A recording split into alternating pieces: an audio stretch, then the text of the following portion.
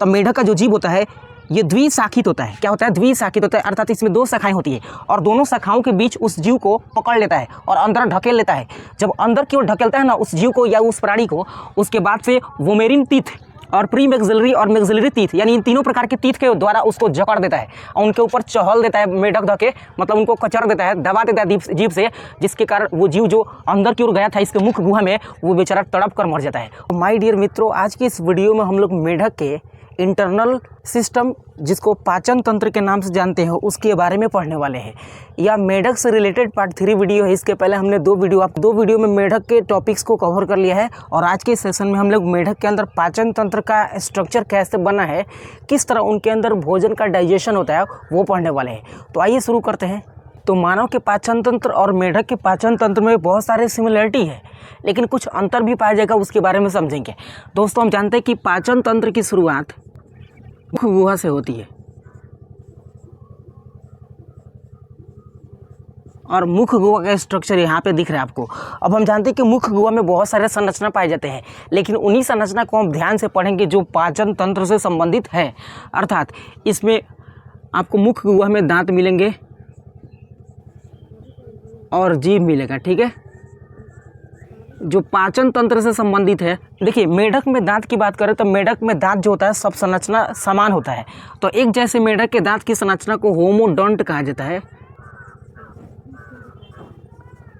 क्या कहा जाता है? होमोडोंट। अगर हम बात करें मेढक के मुख गुहा में दांत की, तो दांत इसके एक ही जबड़े में पाए जाते हैं, दोनों जबड़ों में नहीं पाया जाता है, लेकिन हमारे अंदर दोनों जबड़ा में होता है, कटने में सुविधा आता है, बट इनके अंदर एक ही जबड़े में होता है। एक ऊपरी जबड़ा होता है, एक निचली जबड़ा होता है। तो ऊपरी जबड़ा में आपको यहाँ रेड से दिखाया गया, ये सब उसका दांत है।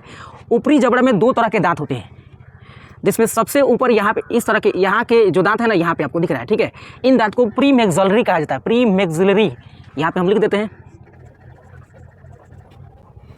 ठीक है। और जो यहाँ पे मतलब जो लगभग आँख के पास आपको दिख रहा है दांत, ये वाला, ठीक है, इन दांत को हम मैक्सिलरी कहते हैं। तो प्री मैक्सिलरी जो दांत है ना, वो फ्रंट के दांत को कहा जाता है, मतलब जो आगे है, ठीक है।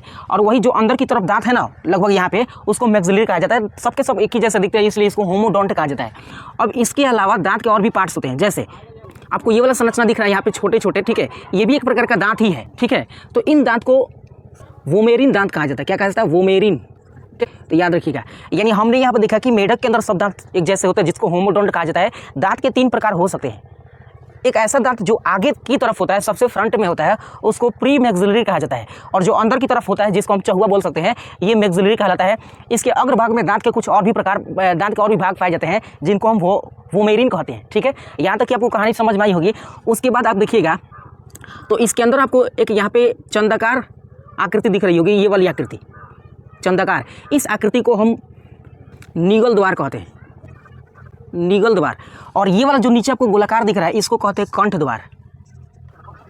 तो हम जानते हैं दोस्तों कि निगल द्वार मतलब यह भोजन को निगलने के लिए द्वार बनाया गया है, जिसका कनेक्शन किससे होगा? तो ग्रास नली से होगा।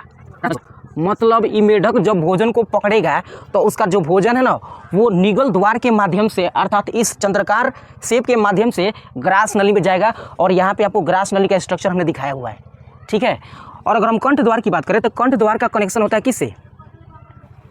तो श्वास नली से, ठीक है। तो हम यहाँ पे पाचन तंत्र अर्थात डाइजेस्टिव सिस्टम पढ़ रहे हैं मेढक का।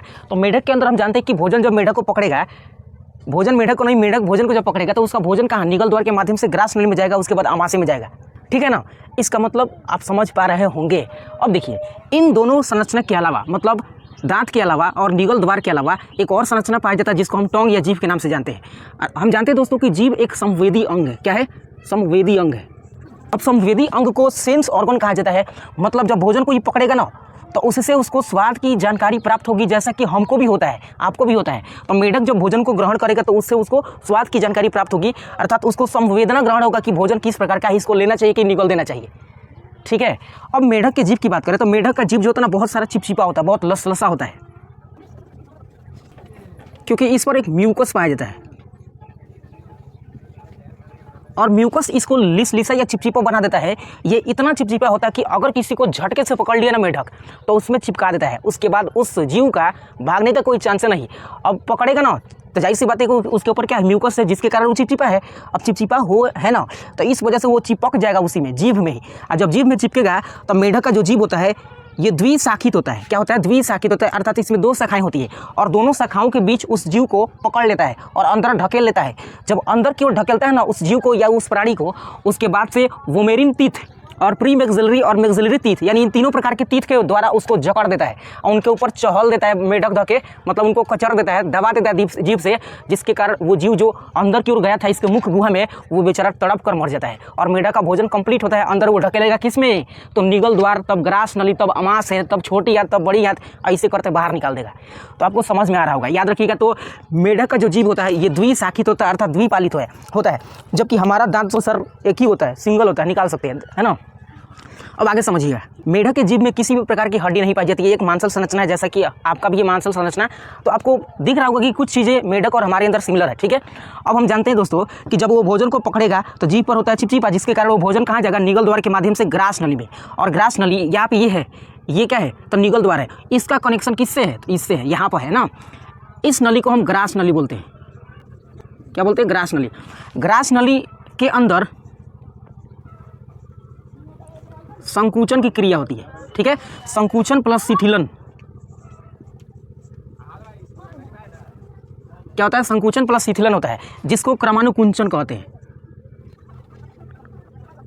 क्या कहते हैं? क्रमानुकुंचन। क्रमानुकुंचन की क्रिया के कारण ही जो ग्रास नली में भोजन था वो भोजन धीरे धीरे आगे की ओर घिसकता जाएगा और फाइनली आएगा किस में? तो एक यहाँ पे गोलाकार संरचना है लगभग, ठीक है, जिसको अमाशय के नाम से जानते हैं और पहचानते हैं, ठीक है। मानव के आमाशय में 3 भाग होते हैं, कार्डियक, फंडिक और पाइलोरिक, लेकिन इस मेढकवा के आमाशय का जो होता है स्टमक, इसके 2 ही भाग होते हैं। आमाशय के सबसे ऊपरी भाग को हम क्या बोलते हैं? तो ये कार्डियक कहलाता है। क्या कहलाता है? कार्डियक, ठीक है। तो आमाशय का सबसे पहला भाग जो ग्रास नली से भोजन को लेता है उसको क्या बोलते हैं? कार्डियक बोलते हैं। और अंतिम भाग को पाइलोरिक कहते हैं, ठीक है। तो आमाशय के 2 भाग होते हैं। हम जानते हैं कि आमाशय के अंदर एक ग्रंथि होती है जिसका नाम है जठर ग्रंथि। ये ग्रंथि जठर रस निकालती है। जठर रस में मुख्य रूप से हाइड्रोक्लोरिक अम्ल होता है HCl और दूसरा होता है पेप्सिनोजेन, ठीक है। ये पेप्सिनोजेन जो होता है निष्क्रिय होता है, याद रखिएगा। क्या होता है? निष्क्रिय होता है, अर्थात ये काम नहीं करता है अभी, ठीक है। क्या होता है? निष्क्रिय होता है।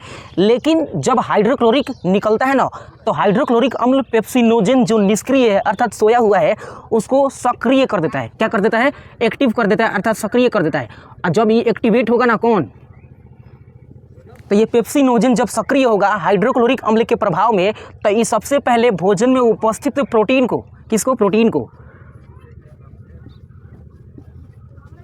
प्रोटीन को पेप्टोन में बदल देगा। किसमें? पेप्टोन में, ठीक है।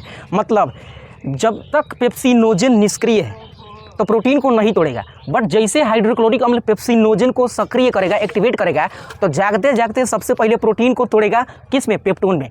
पाचन का मतलब ये ना होता है कि भोजन के अंदर जितने भी मॉलिक्यूल्स है उनको छोटे छोटे आणविक स्तर में विखंडित कर देना होता है, ठीक है। तो याद रखिएगा कि पेप्सिनोजेन जब सक्रिय होगा तो प्रोटीन को किस में बदलेगा? पेप्टोन में।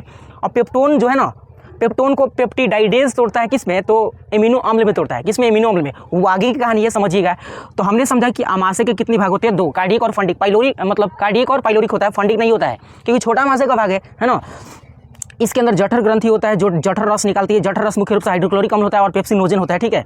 पेप्सिनोजेन निष्क्रिय होता है, लेकिन इसको सक्रिय हाइड्रोक्लोरिक अम्ल बनाता है, तो एक्टिवेट होता है। सक्रिय होने के बाद प्रोटीन को पेप्टोन में तोड़ देता है, कौन? तो पेप्सिनोजेन। उसके बाद जब ये टूटेगा तो हम जानते हैं कि आमाशय के जस्ट इस साइड में एक ग्रंथि होती है और इस साइड में भी एक ग्रंथि होती है। तो आमाशय के नीचे जो ग्रंथि होता है उसको हम बोलते हैं अग्न्याशय। क्या बोलते हैं? अग्न्याशय। और आमाशय के दाएं साइड में जो ग्रंथि होता है उसको बोलते हैं यकृत। क्या होता है? यकृत। अब मानव में 1.5 kg का यकृत होता है। मेढक के अंदर भी ये बड़ा जो संरचना आपको दिख रहा है यहाँ पे, जस्ट मेरे शर्ट के कलर का, इसको यकृत कहते हैं। यकृत सबसे बड़ी ग्रंथि मेढक में भी होता है और हमारे अंदर भी होता है, याद रखिएगा। तो हम जानते हैं दोस्तों कि यकृत के द्वारा किसका निर्माण होता है? पीत का निर्माण होता है, ठीक है। और ये पीत जो होता है क्षारीय होता है। क्या होता है? क्षारीय होता है, ठीक है। अब क्षारीय होता है तो 1-2 काम करता है, देखिए ध्यान से क्या क्या। सबसे पहले पीत से, यकृत से जो पीत बनता है वो क्षारीय होता है। ये क्षारीय होने के कारण भोजन के अंदर जो हाइड्रोक्लोरिक अम्ल मिला था उस हाइड्रोक्लोरिक अम्ल के प्रभाव को न्यूट्रलाइज कर देता है और न्यूट्रलाइज करके उस अम्लीय भोजन को क्षारीय में बदल देता है ताकि इसके ऊपर अन्य एंजाइम काम सही से कर सके। ठीक है, याद रखिएगा। तो ये क्षारीय से क्या बनाता है, अम्लीय से क्या बनाता है, क्षारीय बना देता है। ठीक है, कौन, तो यकृत से निकला हुआ पीत। ठीक है, ये यकृत है, इसके अंदर जितना भी पीत बनेगा ना सब एक थैली में जमा होता है जिसको हम क्या बोलते हैं, पीत की थैली या गाल ब्लैडर कहा जाता है। ये क्या है, तो पीत की थैली या गाल ब्लैडर है।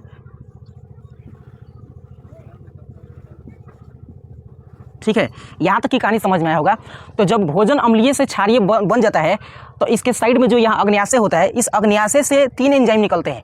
कौन कौन, लाइपेज, एमाइलेज और ट्रिप्सिन। लाइपेज, एमाइलेज और कौन, ट्रिप्सिन। ये तीनों एंजाइम मुख्य रूप से भोजन को अपघटित कर देते हैं, तोड़ते हैं। उसके बाद भोजन फाइनली किस में आता है, तो छोटी आंत में। अमाशय के अंतिम पाइलोरिक भाग से जुड़ा होता है कौन, छोटी आंत। छोटी आंत के भी मेढक में 2 ही भाग होते हैं। कितने भाग होते हैं, 2। एक होता है ग्रहणी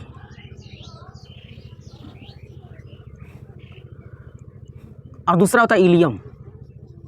क्या होता है, इलियम। जबकि मानव में छोटी आंत के 3 भाग होते हैं, ग्रहणी, जेजुनम, इलियम। बीच वाला गायब है, इसमें भी बीच वाला गैप था, इसमें भी बीच वाला गायब है। तो छोटी आंत के 2 ही भाग होते हैं, ग्रहणी और इलियम।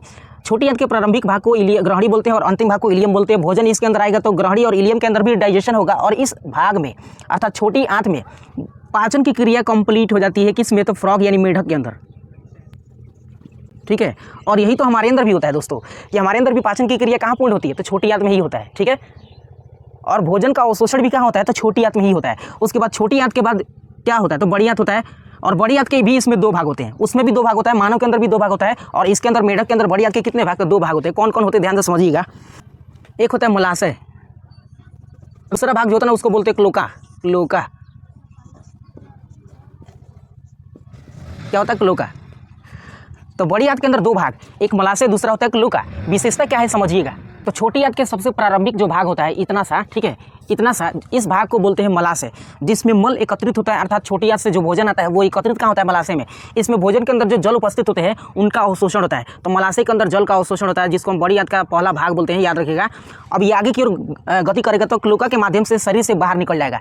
क्लोका की बात करें तो क्लोका कुछ इस तरह की संरचना है, जबकि हमारे अंदर इसका स्ट्रक्चर कुछ अलग होता है। ठीक है, क्लोका जो है ना, इससे 3 संरचनाएं जुड़ी हुई रहती है। कितनी संरचनाएं, 3। ध्यान से समझिएगा। ये मेढक का ब्रीक अर्थात किडनी है, जिसके माध्यम से रक्त का फिल्ट्रेशन होता है, जिससे यूरिन का निर्माण होता है और यूरिन इस नली के माध्यम से, जिसको हम मूत्रवाहिनी के नाम से जानते हैं, इसके माध्यम से यूरिन इसी क्लोका वाले भाग में आता है। पहला तो भोजन इसी नली से निकल रहा है, दूसरा यूरिन भी इसी नली से पास हो रहा है और तीसरा एक और संरचना होता है जिसको हम बोलते हैं जनन नली। जनन नली अर्थात अगर नर मेढक होगा तो उसमें शुक्र वाहिनी होती है और अगर मादा मेढक होगा तो उसमें होता है फैलोपियन नली का। अर्थात इसी संरचना से एक और नली जुड़ी हुई रहती है, जिसको जो नली मुख्य रूप से युग्मक को लेके आती है। किसको, युग्मक को। और युग्मक तो जनन के लिए होता है। ठीक है, मतलब इसके द्वारा पाचन के जो पाचित भोज्य पदार्थ होते हैं अर्थात मल, इसी के माध्यम से निकलता है, क्लोका के माध्यम से। दूसरा, अगर यूरिन की बात करें तो मूत्र का भी मतलब मूत्र का भी बहिष्करण किसके माध्यम से होगा, क्लोका के माध्यम से होगा। और इसी माध्यम से ना जो नर और मादा के युग्मक होते हैं अर्थात स्पर्म और ओवम, इसी के माध्यम से होगा होते तो बाहर क्यों निकलते हैं। मतलब एक क्लोका जो है ये मेढक के अंदर फीमेल हो चाहे नर, इन दोनों के अंदर अंडाणु और स्पर्म को भी लेके आ रहा है ना, वाहित मल को भी लेके आ रहा है, प्लस यूरिन को भी लेके आ रहा है, एक साथ ये तीनों कर रहा है। लेकिन हमारे अंदर सर यूरिन का निर्माण तो किडनी ही करता है, बट उसका कनेक्शन पेनिस से होता है। किससे, पेनिस से। आपने अगर यूरिन का फिल्ट्रेशन मानव के अंदर नहीं देखा होगा तो इस वीडियो में जरूर देखिएगा, उसमें आपको पूरे अच्छे से एक्सप्लेन किए हैं कि कैसे मानव के अंदर किडनी काम करता है। ठीक है, तो ये तीनों एक ही 3 सिस्टम के लिए एक रिस्पॉन्सिबल होता है, जबकि हमारे अंदर बड़ी आंत का कनेक्शन और कहीं होता है। यूरिन और स्पर्म एक ही जगह से आते हैं, जिसको पेनिस के नाम से जानते हैं। तो आई होप आपको ये कहानी समझ में आया होगा। एक बार रिपीट मारते हैं शुरू से। हमने कहा कि मेढक के अंदर जो मुख होता है इसमें दांत होते हैं, जिसमें सबसे आगे वाले दांत को प्री मैक्सिलरी कहा जाता है और पीछे वाला दांत को मैक्सिलरी कहा जाता है, जिसके माध्यम से वो भोजन को पकड़ते हैं या काटते हैं। इसके अंदर एक और चंद्राकार आकृति संरचना होता है जिसको निगल द्वार बोलते हैं, जो ग्रास नली से कनेक्टेड होता है। उसके बाद जस्ट ग्रास नली के नीचे एक और संरचना होता है गोलाकार, जिसको कंठ द्वार कहते हैं। ये किससे जुड़ा होता है, तो श्वास नली से जुड़ा होता है। इसके हम जीभ की बात करें तो जीभ क्या होता है, चिपचिपा होता है, क्योंकि इसके ऊपर म्यूकस पाया जाता है। म्यूकस होने के कारण इसका जीभ चिपचिपा होता है, जिसके माध्यम से वो भोजन को चिपका लेता है अपने शरीर में। इसका जीभ 2 भागों में बटा होता है, ठीक है। इसके बाद हमने कहा कि निगल द्वार का कनेक्शन किससे होता है, तो ग्रास नली से होता है, अर्थात यहाँ से ग्रास नली शुरू होता है। ग्रास नली जो होता है ये संकुचन और शिथिलन की क्रिया होता है इसके अंदर, जिसके कारण भोजन आगे की ओर बढ़ता है। तो संकुचन और शिथिलन की क्रिया को क्रमानुकुंचन कहते हैं, जिसके माध्यम से भोजन आगे की ओर कहाँ जाएगा, तो अमाशय के अंदर जाएगा। अमाशय के 2 भाग होते हैं, कौन कौन, तो कार्डियक और पाइलोरिक होता है। कार्डियक अमाशय का प्रारंभिक भाग है और अंतिम भाग को पाइलोरिक कहते हैं। इसके अंदर यानी अमाशय के अंदर जठर ग्रंथि होता है, जो जठर रस स्रावित करता है, जिसमें हाइड्रोक्लोरिक अम्ल होता है और पेप्सिनोजन होता है। पेप्सिनोजन निष्क्रिय होता है, लेकिन इस पेप्सिनोजन को सक्रिय हाइड्रोक्लोरिक अम्ल बनाता है। तो सक्रिय होने के कारण पेप्सिनोजन सबसे पहले एक्टिवेट होगा, और एक्टिवेट होने के कारण ये प्रोटीन को, यानी भोजन के अंदर जो प्रोटीन के मॉलिक्यूल्स होंगे उन प्रोटीन को ये पेप्टोन में बदल देगा, ठीक है, ये बताया था हमने। उसके बाद जब पेप्टोन में बदलेगा तो भोजन आगे की ओर आएगा, कहाँ, छोटी आंत में। उससे पहले इसके दाएं और बाएं साइड में 2 ग्रंथियाँ थी। अमाशय के जस्ट बाएं साइड में एक ग्रंथि है जिसका नाम है अग्न्याशय, ठीक है। अग्न्याशय से 3 एंजाइम निकलते हैं, लाइपेज, एमाइलेज और ट्रिप्सिन। और दूसरा होता है अग्न्याशय जिससे पित्त निकलता है। पित्त क्षारीय होता है, जो अम्लीय भोजन को क्षारीय में बदल देता है, जिसके ऊपर ट्रिप्सिन और एमाइलेज और लाइपेज ये काम करते हैं, ठीक है, याद रखिएगा। उसके बाद छोटी आंत के 2 भाग हमने बताया था कि छोटी आंत में 2 भाग ग्रहणी और इलियम होता है। ग्रहणी सबसे पहला भाग है, लास्ट वाला भाग को इलियम बोलते हैं। उसके बाद भोजन बड़ी आंत में जाता है। बड़ी आंत के 2 भाग मलाशय और क्लोका होता है। मलाशय के अंदर मल आके जमा होता है, जिसके अंदर से जल अवशोषित हो जाता है। उसके बाद हमने कहा कि क्लोका जो है इसके माध्यम से 3 संरचना जुड़ा होता है। एक तो मल त्यागने वाली संरचना, दूसरा यूरिन की नली, और तीसरा जो होता है जनन नली। ये 3 संरचना इसी के माध्यम से जुड़े होते हैं, ठीक है। तो आई होप मेढक के इंटरनल स्ट्रक्चर आपको, जैसे पाचन तंत्र ये समझ में आया होगा। नेक्स्ट वीडियो में हम लोग इसके अंदर के उत्सर्जन तंत्र और इसके अंदर परिवहन तंत्र को समझेंगे। तो इसी के साथ मिलते हैं किसी अदर वीडियो में, तब तक के लिए take care of your self.